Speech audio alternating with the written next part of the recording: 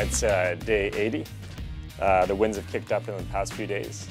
Kind of like the Mistral in the south of France.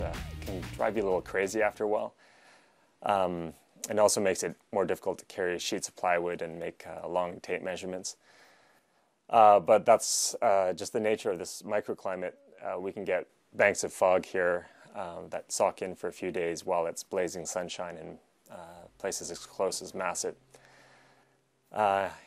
We've been plugging along on the cabin.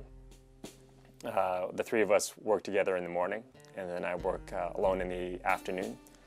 Yesterday, Rich and Lisa had a lively debate about pretty much the same thing Rich and I had a discussion about, and that was how to maintain the integrity of the exterior with the poles and keep the interior walls plumb.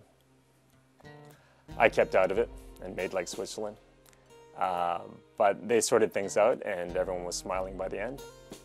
Anyway, it's a kind of a moot point because a couple of days ago we made a decision that was fairly irreversible, and that was to cut the strapping that was holding some of the poles together and nail it into the interior framing.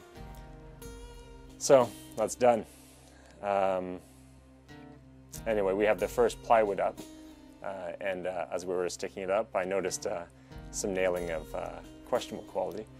But in my new enlightened state, I looked upon them as design features and actually as handy Rorschach tests. I saw this one and I saw a group of three entities struggling together to hold up a structure. And this other one seemed reflective of my mental state a couple weeks ago. And this one, this pile in the middle of the storm, I didn't see anything.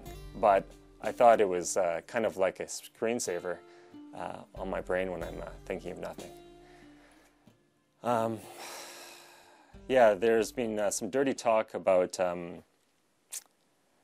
using the compressor and the nail gun and the generator and power tools. And I'm still resistant to it. I don't know, I just love the idea of building something with a hammer and a chainsaw and a power drill and the 20 other tools and the ladders in the truck that I've used so far. But you know what I mean.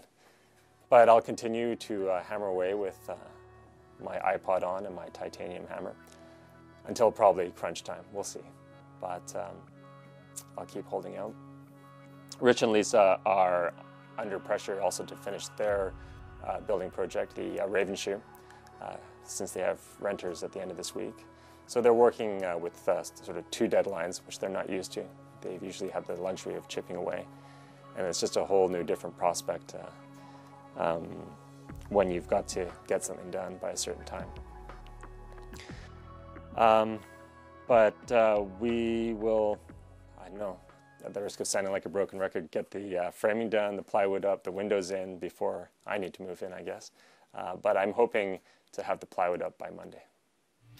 Have a good weekend, and I'll see you next week.